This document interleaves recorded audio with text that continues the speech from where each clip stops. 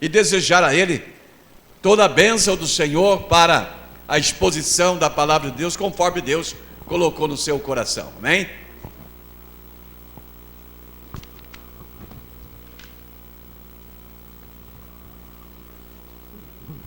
Obrigado por mais uma oportunidade. Quem esteve ontem aqui? Levante a mão. Ah, muito bem. Vocês são corajosos e teimosos, né? Querer me ouvir mais uma vez. Mas graças a Deus, não é? Porque estão aqui, vamos aprender juntos, se Deus quiser. Quero convidá-los então a abrir as suas Bíblias. Nós vamos ler dois textos. Primeiro, livro de Crônicas, Antigo Testamento. Nós vamos ler apenas um versículo.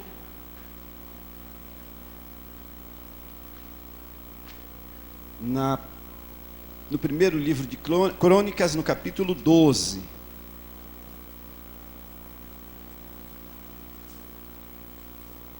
É um texto interessante, que eu depois recomendo vocês a leitura dele.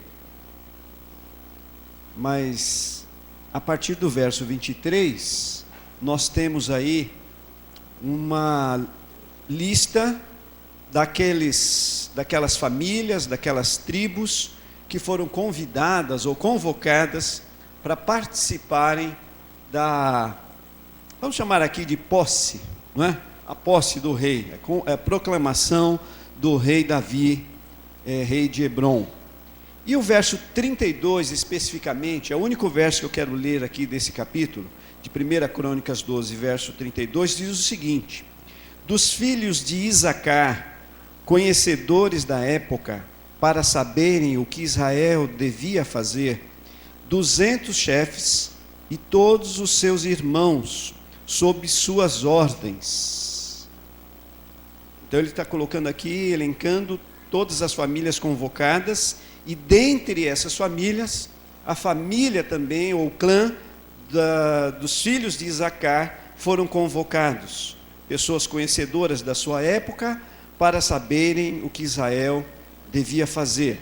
Outro texto que eu quero ler com vocês, agora já no Novo Testamento, 2 Timóteo, carta a Timóteo, capítulo 1, versos 6 e 7. Segunda carta a Timóteo,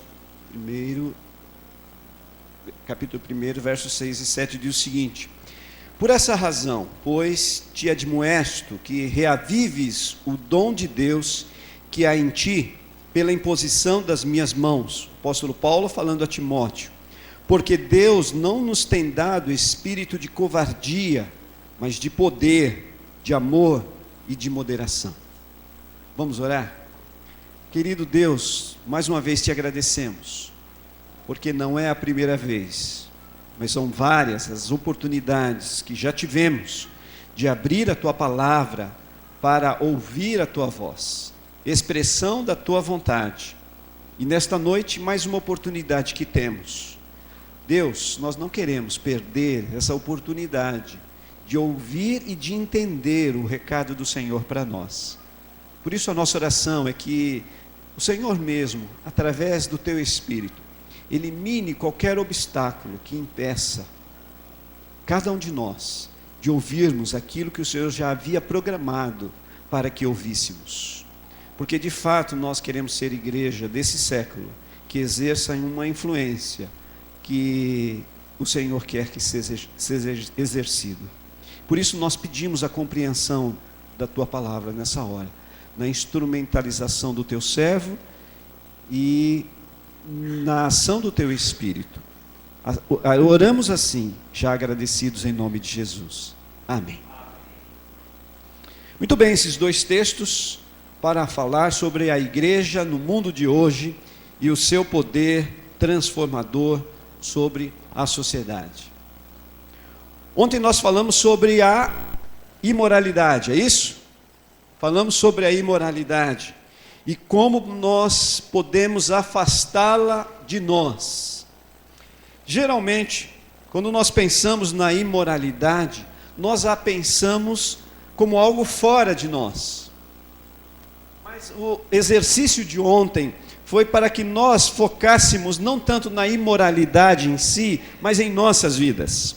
Não sei se vocês já ouviram falar alguma vez sobre o ISO. Geralmente em fábricas, as indústrias trabalhavam muito com isso. Na minha época, quando eu trabalhava fora da igreja, eu trabalhei muito forte em cima disso. ISO 9000 e depois outros ISOs que foram aparecendo.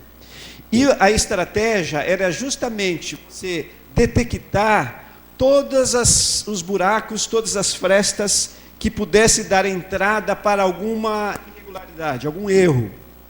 E então a eficiência deveria acontecer a ponto de não permitir que nada ali pudesse entrar e minar a eficiência da empresa.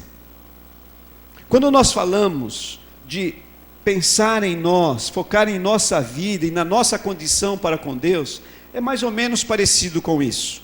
É você fechar todas as brechas que possa dar lugar para que a imoralidade faça parte da sua vida.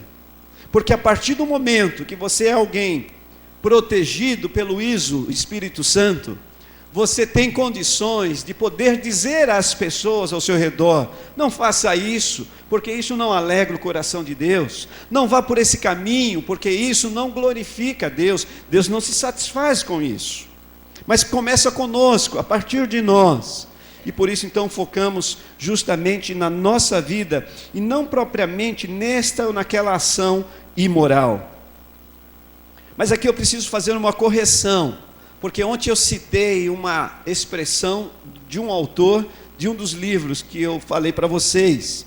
E eu disse ontem que esse autor cita de que todos nós temos um certo grau de imoralidade. Deixa eu fazer uma correção aqui. Na realidade, o que ele disse é que todos nós temos um certo grau de impiedade, não de imoralidade.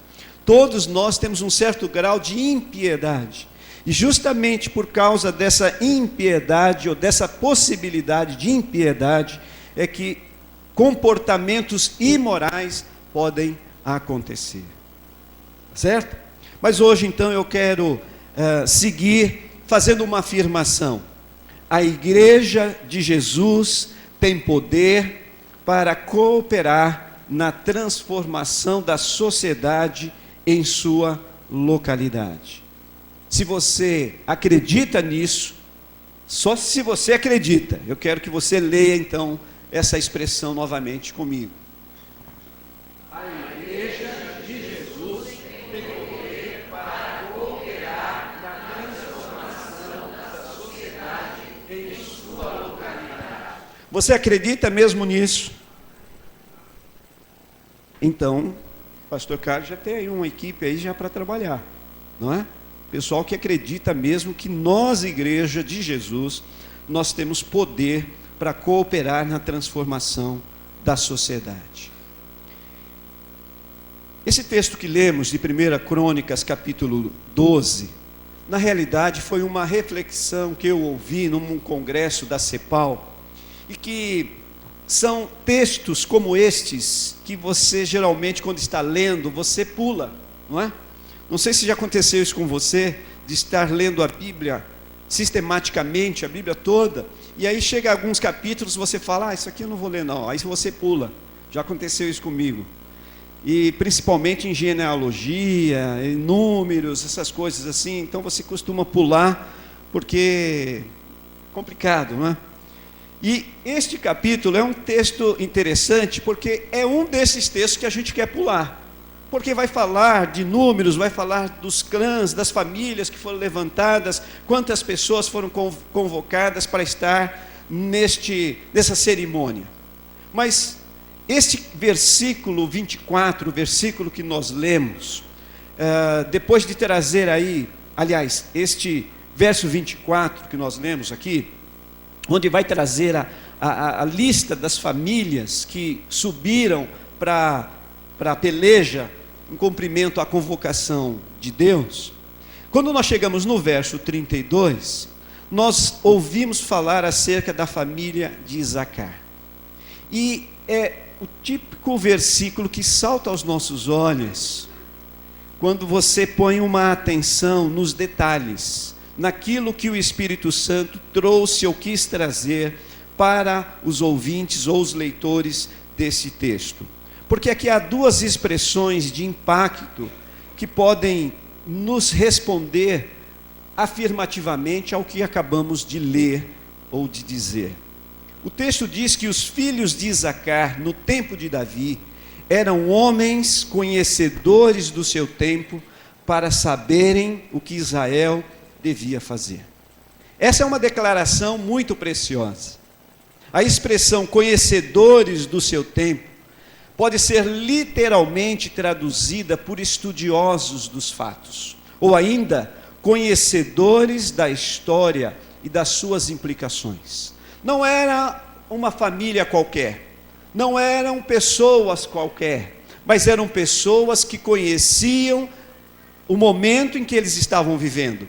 Eram pessoas que sabiam as implicações de tudo aquilo que estava acontecendo naquele momento. O texto, portanto, fala de homens que eram informados, atualizados, que possuíam uma percepção daquilo que acontecia ao seu redor. A segunda expressão de impacto aqui nesse texto diz que os filhos de Isacar sabiam o que Israel devia fazer. Os filhos de Isacar sabiam o que Israel devia fazer. Ou seja, havia nesses homens um discernimento sobre o caminho a tomar. É como se eles soubessem exatamente aquilo que Davi e o povo de Israel deveria fazer naqueles dias em diante. Todas as famílias e clãs listados aqui caminhavam juntos com o objetivo de coroar Davi ao trono. Entretanto, havia entre aquelas pessoas homens que iam além dessa dinâmica dos demais. Eles eram pessoas estudiosas, eles estudavam a história. Provavelmente eles discutiam sobre as implicações de todo aquele momento. Eles se atualizavam a cada dia. Eles buscavam discernimento do alto para saber o que fazer. Eu quero que vocês comecem a perceber a diferença desse pessoal para os demais. Eram pessoas estudiosas, eram pessoas, vamos dizer assim, trazendo para os nossos dias, eram pessoas acadêmicas, embora orientadas pelo Espírito Santo. Elas estavam usando o seu intelecto, mas também ouviam a voz de Deus. E por que nós trazemos este quadro para nós? Porque nós estamos falando de uma igreja que quer impactar a sociedade. E para que isso aconteça, é importante também que nós tenhamos pessoas nos dias de hoje, pessoas que conheçam a sua realidade. Neste século que vivemos, a igreja ela é confrontada pelo pós-modernismo. E o que isso tem a ver? Sabemos que essa época é a época que cultua os resultados, cultua as coisas prontas, as coisas rápidas e despreza os valores. Nós vivemos numa sociedade onde os valores já não têm tanta importância. Se nós fôssemos citar aqui alguns valores que a nossa sociedade tenta imprimir para nós, foge totalmente aos padrões, aos costumes que falamos ontem da palavra de Deus. Por isso que precisamos de pessoas hoje que conheçam essa realidade, porque nós estamos vivendo momentos difíceis, onde a nossa sociedade cultua somente os resultados e despreza os valores. Somos ensinados que o novo é sempre melhor. Novidades. E aí somos levados a ventos de novidades, ventos de doutrinas. Nós vivemos, meus queridos, um momento histórico onde nós também precisamos de filhos de Isacar no nosso meio. Nós precisamos de filhos de Isacar, homens que olhem além do horizonte, que estudem a época, a história, ao mesmo tempo que se submetem a Deus. Nós não podemos ter pessoas totalmente cegas, totalmente sem entendimento do momento que nós estamos vivendo, sem esclarecimento de quem nós estamos lidando. Nós estamos vivendo com uma nova tecnologia, com uma nova comunicação que está disponíveis também a nós. E nós precisamos fazer essa leitura, sem antes abrir mão da direção do Espírito Santo, àquilo que ele diz a cada um de nós. Este é o caminho, andai por ele, Isaías 30. O que eu estou tentando passar para vocês é que nós estamos precisando de pessoas que entendam a sua época, porque olham para o passado e tentam aprender com esse passado. Nós precisamos fazer uma leitura do nosso passado. Essa igreja é uma igreja de 38 anos, é isso? 37 anos. É importante que vocês façam uma leitura dessa história, não somente a história dessa igreja, mas a história dessa comunidade, a história desse bairro. O que aproxima vocês desse bairro, o que distancia vocês desse bairro? Essas pesquisas, essas orientações são importantes. Precisamos de pessoas que conheçam o seu contexto, porque dedicam tempo suficiente para analisá-lo. Precisamos de pessoas que parem para verificar o que está acontecendo nos dias de hoje. Como também precisamos de pessoas que olhem para frente, buscando alternativas, caminhos novos, renovação. Pessoas que estão dispostas a indicar um rumo que essa sociedade pode seguir. E quem é que vai fazer isso? São vocês. Mas para isso é necessário que vocês façam essa leitura, tenham esse conhecimento, sejam pessoas conhecedoras, não somente da palavra, mas também do contexto onde vocês estão inseridos. Ontem estava falando com o pastor Carlos e ele me contava um pouco da história desta igreja, como tudo começou, como eram as coisas aqui ao derredor. Isso até me despertou uma curiosidade e eu fui pesquisar no Google e descobri algumas outras histórias. Por exemplo, por que este bairro se chama Lausanne Paulista? Eu não sabia. Fiquei sabendo, né, que um suíço muito afortunado veio para cá e ele morava na Suíça, numa cidade chamada Lausanne. E aqui então foi dado esse nome, Lausanne Paulista. Olha só que interessante, não sabia disso. Esse bairro tem um perfil predominantemente residencial. Olha o privilégio que vocês têm, onde vocês estão inseridos, as estratégias que vocês podem adotar, sabendo que vocês estão inseridos num bairro extremamente residencial. Quantas oportunidades estão se abrindo para vocês. Mas é importante vocês saberem isso, saberem, por exemplo, as gerações com quem vocês estão lidando, as gerações que inclusive estão aqui dentro desta igreja. Tempos atrás nem se falava isso, mas agora se requer essas conversas, os choques de gerações, porque dependendo das estratégias que você adotar, você vai afastar as pessoas e não aproximar. Não sei se você sabe, mas existem gerações, e estudiosos foram dando nome a essas gerações.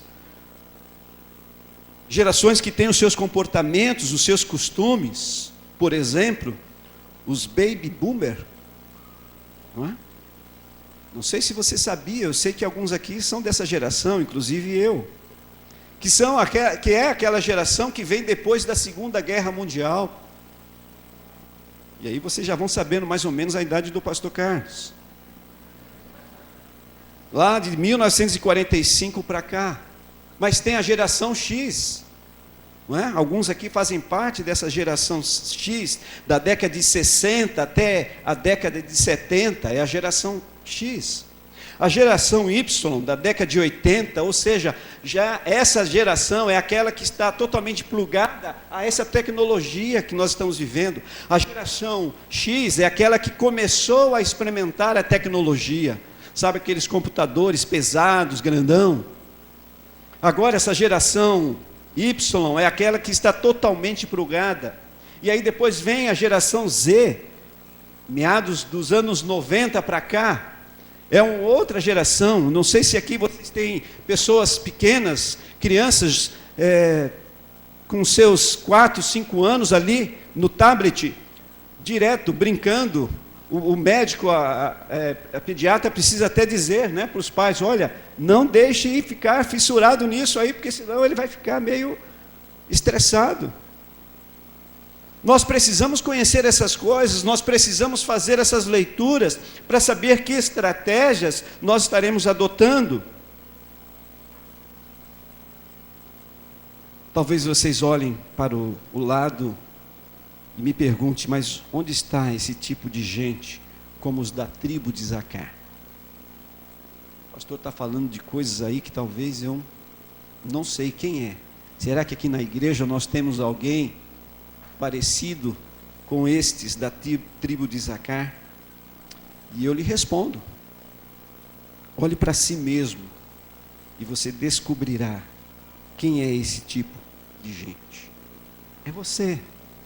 Estes da tribo de Isacar, nos dias de hoje, é você. Você tem poder para cooperar na transformação da sociedade. Não foi isso que vocês disseram hoje, no início dessa preleção? Vocês são essas pessoas. Vocês têm o poder de transformar.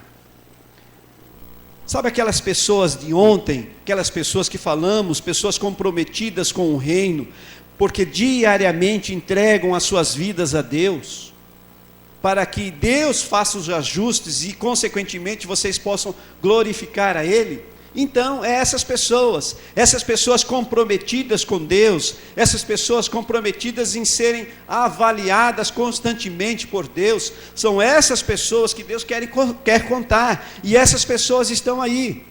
Eu gostaria de ter um espelho agora e passar para cada um de vocês, para que vocês pudessem olhar e ver quem é essa pessoa, que pode ser como os filhos de Isacar e atuar nos dias de hoje. E eu digo isto com base no texto, o segundo texto que nós lemos de Paulo a Timóteo, onde nós podemos aplicar as mesmas lições de Timóteo para nós também. Observe a exortação do apóstolo aqui, já lá em Timóteo, verso 6, leia comigo. Mantenha acesa a chama do dom de Deus, ou reavives o dom de Deus que está em ti. Olha só o que Paulo fala para Timóteo. Agora, quem era Timóteo aqui nesse contexto? Timóteo era um cristão. Paulo está falando para um cristão. Se fosse nos nossos dias, diríamos que Paulo estava falando para um crente da igreja do Lausanne. Ele foi chamado nesse texto de meu amado filho. Portanto, havia um relacionamento de intimidade do discipulador para o discípulo. Ou seja, Timóteo era alguém que estava sendo discipulado pelo grande apóstolo Paulo. Timóteo era aquela pessoa que as duas cartas somadas dizem que ele tinha uma fé sincera. Timóteo era uma pessoa que tinha referenciais de peso, a sua avó e a sua mãe, que eram cristãs e que passaram todo o ensinamento de fé para esse jovem. Porém, apesar dessa situação toda, Timóteo era alguém que precisava manter a chama do dom de Deus que havia nele. Por algum motivo, meus queridos, Timóteo estava se esquecendo que recebera um dom de Deus.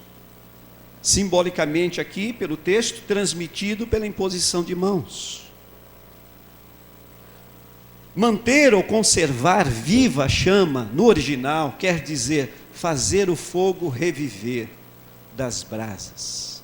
Fazer o fogo reviver das brasas. Olha o que Paulo está dizendo para Timóteo. Reatiçar, faça reviver, Timóteo, o dom que há em você. O jovem Timóteo, ele deveria permitir que o dom que havia nele fosse plenamente liberado. Sabe, quando você está num churrasco e você está lá preparando e o carvão, né, acendendo e você está lá assando a carne e tal, aí de repente, o que acontece com o carvão? Ele começa a apagar, não é isso? Virar cinzas. E aí o que você faz? Você começa a dar uma abanada ali, né? A soprar. E aí o que acontece? O que o carvão se torna? Ele parece que ele toma novamente vida. Ele começa novamente a sair o fogo. E você dá continuidade então ao seu churrasco. Não é isso? O que Paulo está tentando passar para Timóteo é que ele precisaria fazer reviver o dom que havia nele. Sabe o que eu aprendo com isso, meus queridos? Que o dom pode enfraquecer. O dom pode enfraquecer. Ou, o que é pior, ele pode estar inoperante. Já parou para imaginar que você, um cristão, membro desta igreja, está aqui, mas está vivendo de uma maneira inoperante? Por que da razão desse tema? Por que vocês estarem estudando esse tema? Por que falarmos a respeito desse assunto? Por que desafiá-los a serem atuantes na sociedade em que estão vivendo? Porque talvez, de alguma maneira, este ou aquele tem permitido que o seu dom fique meio que apagado. E o que Deus quer nessa noite é que você reavive o dom que há em você. Por quê? Porque esse dom pode enfraquecer, ou esse dom pode estar inoperante. E aí as brasas, elas necessitam de constante avivamento. Nós precisamos constantemente reavivar o dom que está em nós. O dom que Deus colocou em você, ele precisa ser reativado. Qual é a avaliação que você faz da sua vida cristã? Quanto você já caminhou? Quantas pessoas já foram abençoadas através dos seus dons? Com que intensidade você tem sido usado pelo Espírito Santo? Faça o fogo reviver das brasas. Nós estamos falando aqui de pessoas que possam contagiar a sociedade. Portanto, é importante que você faça o dom que você tem reaparecer, reviver. E talvez ele esteja aí apagado. Talvez ele esteja amortecido. Quantos professores de escola dominical que abriram mão do dom do ensino e têm deixado de usar do seu dom para edificar pessoas? Quantas pessoas que têm o dom da evangelização, mas que têm andado agora fechado em si mesmo, ou fechado em quatro paredes, desprezando o dom que há em ti? Quantas pessoas que têm a inclinação para a arte, o dom da arte, de criar, de cantar, de encenar, mas têm aberto mão dessas coisas? Será que Deus não está nessa noite querendo despertar você para que você faça reviver as brasas que há em ti? Paulo percebeu isso em Timóteo. Era muito jovem, a opressão na época era muito forte, mas Paulo foi categórico: não deixe apagar o dom que há em você, reavives o dom que há em ti. Mas e as circunstâncias? Paulo, e o momento em que eu estou vivendo aqui? Eu sou muito jovem. Paulo responde da seguinte maneira: Deus não te deu um espírito de timidez ou de covardia, mas de poder, de amor e de moderação. Em outras palavras, aquilo que você deveria ou precisaria receber, Timóteo, você está recebendo. Você está recebendo de Deus. Deus não te deu um espírito de covardia, de timidez. Nós não precisamos temer.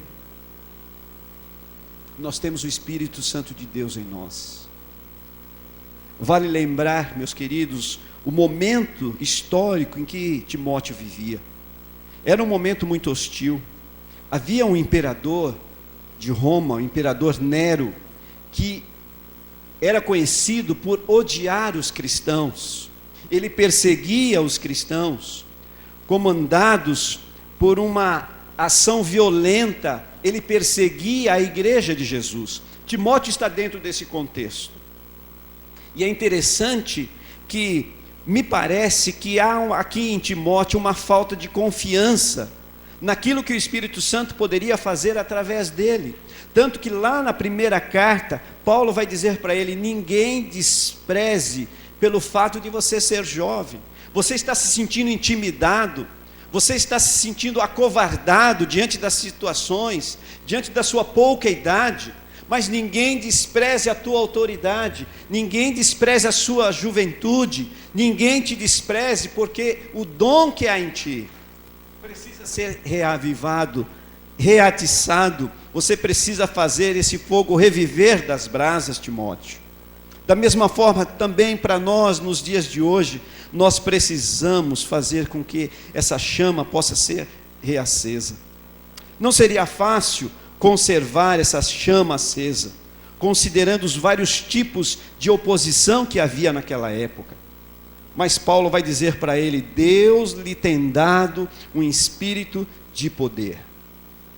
Deus lhe tem dado um espírito de poder. No grego, dunamis, força. Deus tem nos revestido do poder do Espírito Santo.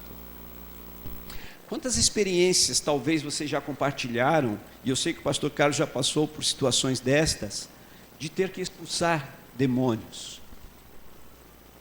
Quantas situações, e quantas vitórias, e elas foram realizadas na força de quem? Na força do Espírito Santo que há em nós, não em nós. Eu me lembro de uma ilustração vivida por um pastor, ou de uma história, melhor dizendo, vivida por um pastor, onde ele foi convocado a estar numa casa, dentro de um pequeno grupo, para lidar com uma senhora que estava endemoniada. E as pessoas que ali estavam não conseguiram expulsar o demônio. E ele foi chamado, e ele foi até lá. E ele fez muitas coisas, falou muitas coisas e nada acontecia. Aquela pessoa estava cada vez mais resistente. Até o momento em que ele citou o nome de Jesus. E quando isso aconteceu, aquele demônio saiu daquela mulher, ela se sentiu liberta. Porque em nós não há força, mas no poder do Espírito Santo que atua em nós, há força.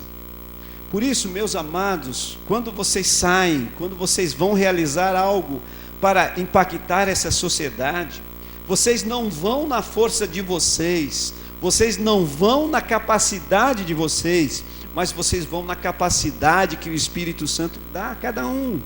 É nessa força que vocês devem ir.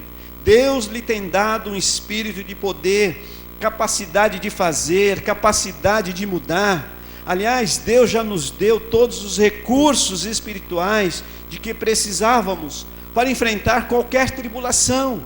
Nós já temos todos os recursos. O próprio Jesus disse que nós faríamos obras maiores do que Ele fez, porque nós temos hoje tantos recursos quanto naquela época e muito mais, porque hoje nós temos outros recursos que não tinham naquela época.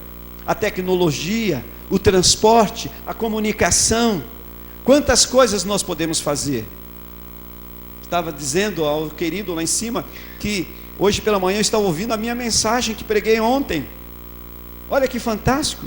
Jesus, Pedro, não podia ouvir a mensagem que eles pregavam no dia seguinte, não tinha essa tecnologia.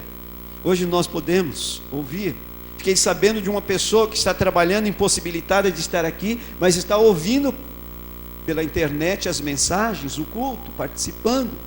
Olha que fantástico. Nós não tínhamos isso lá atrás, hoje temos. Portanto, nós temos todas as condições espirituais, tecnológicas e tantas outras mais, tantos outros recursos para enfrentar qualquer tribulação. Mas Deus também lhe tem dado um espírito de amor. Deus lhe tem dado um espírito de amor. Como é bom saber que nós somos amados por Deus. Não é bom saber isso?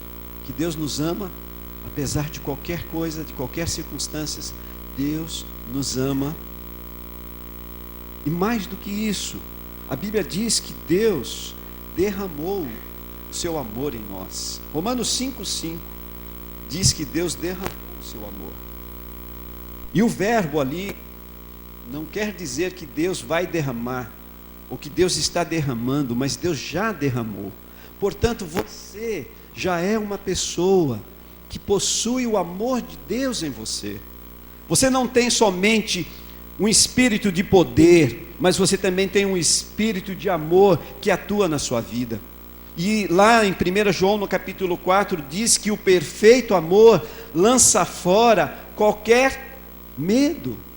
Portanto, não há motivos para temer. E aí, como serão os resultados? O que vai acontecer? Se eu abrir uma célula lá na minha casa, como será? As pessoas virão? Não, você não precisa temer. Porque é o Espírito Santo quem vai lhe dar os instrumentos, é Ele quem vai lhe dar a capacitação, é Ele quem vai lhe dar poder, é Ele quem vai derramar amor, para que você derrame às pessoas que estiverem ao seu redor. Porque esse amor foi derramado em você. Significa dizer que este amor só irá funcionar a contento, quando ele for uma usina que gere energia para fora. Você não pode concentrar esse amor somente em você. Aliás, você não tem esse direito. Deus derramou o amor dele em você para que você tenha condições de amar as outras pessoas. Esse amor, ele concentra-se em agradar a Deus e procura o bem-estar das outras pessoas. Eu me lembro que tempos atrás, não sei se ainda continua, mas tempos atrás vocês tinham um trabalho aqui, um ministério de distribuir sopa, não é? Isto, vocês tinham um trabalho desse aqui. Trabalho lindo, coisa maravilhosa, poder assistir as pessoas. E o que motivava vocês a fazerem isso? Se não o amor. Quem é que sai de casa de madrugada, às vezes no frio? Quem é que tem que colocar a mão no bolso para investir em ingredientes para produzir o material? Quem é que se dispõe a colocar o próprio carro à noite? Quem é que coloca a própria vida em perigo, porque nós não sabemos exatamente o que pode nos acontecer na noite? Quem é que faz isso? É o amor que nos impulsiona, porque o Espírito de Deus tem derramado ou derramou sobre nós esse amor do qual nós precisávamos. Mas ainda, Deus lhe tem dado um espírito de moderação. Deus lhe tem dado um espírito de moderação. Aquele que tem a mente disciplinada, que tem domínio próprio. W. MacDonald, ele comenta nesse versículo, afirmando que Deus nos deu um autodomínio para agir com discrição e não precipitadamente, sem refletir. Nós queremos atuar na sociedade, mas não de qualquer maneira. Nós queremos impactar a sociedade, mas não de qualquer jeito.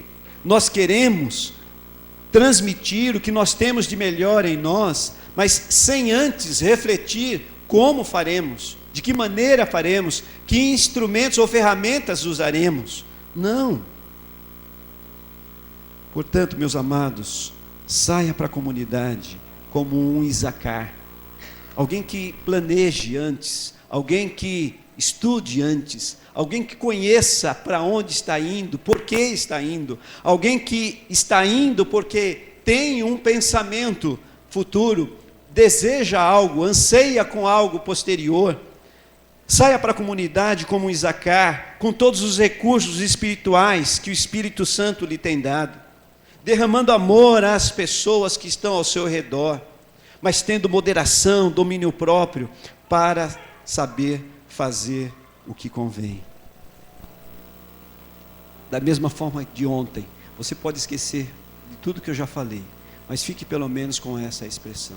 Vamos ler todos juntos?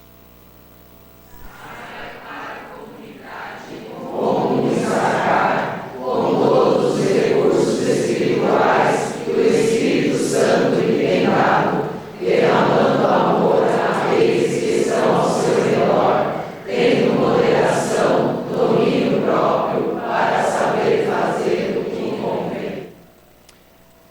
se intimide pelas circunstâncias.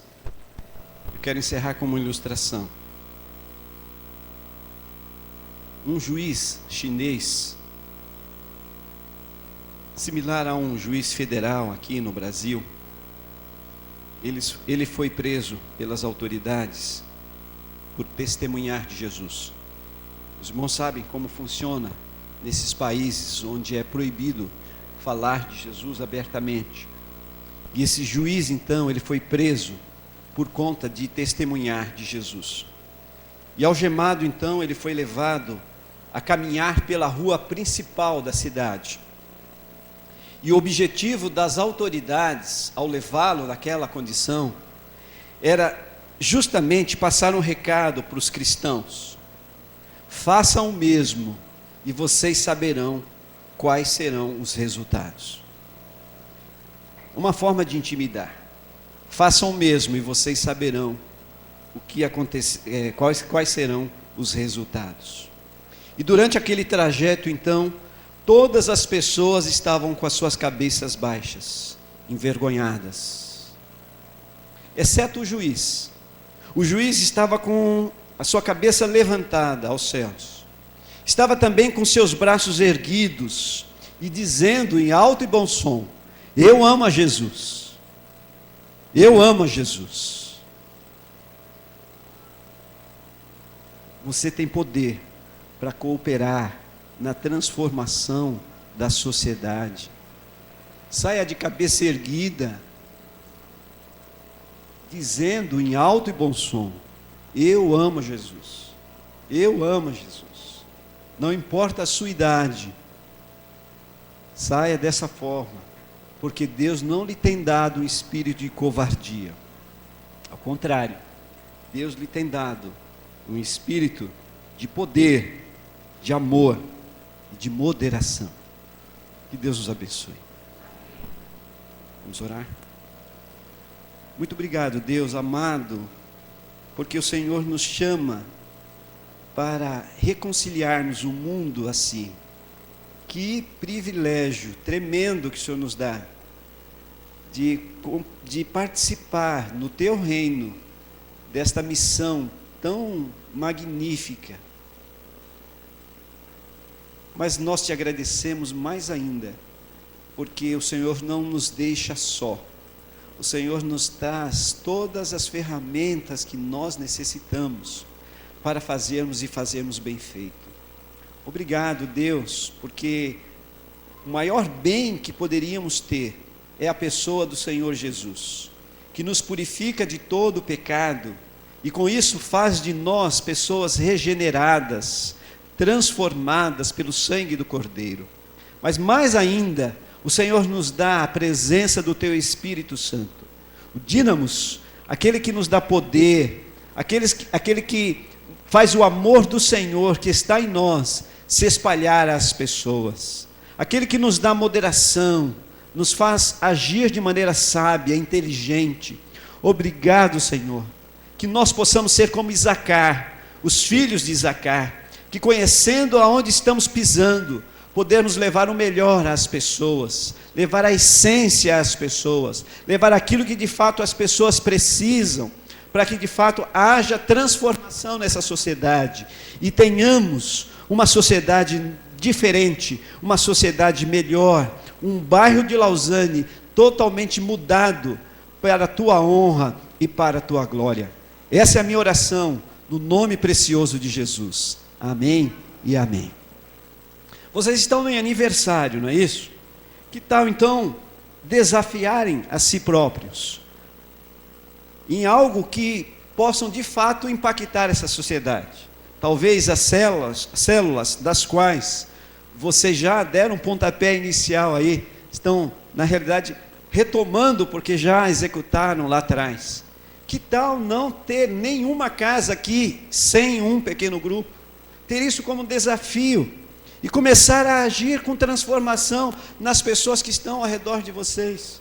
Eu me lembro que lá em casa nós começamos um pequeno grupo. Hoje nós temos 2 pequenos grupos na minha casa. E quando nós começamos, tinha só 2 pessoas, eu e a minha esposa. E nós nos reuníamos, só eu e ela.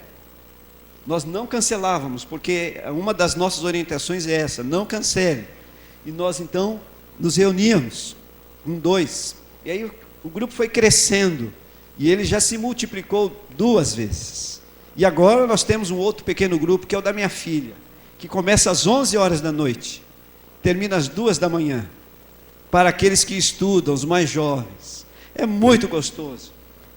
11 horas, meia-noite, o pessoal cantando lá dentro de casa. Muito bom. De vez em quando eles me acordam para ir levá-los, mas faz parte do processo, faz parte do pacote. Mas desafie você mesmo. Quem sabe no próximo ano, no seguinte ano de aniversário dessa igreja, a gente possa celebrar de uma maneira diferente, não é? Já falando dos resultados, dos impactos que vocês causaram, porque aceitaram ser como Isacar, justamente porque tem o espírito de coragem no coração de vocês. Deus nos abençoe.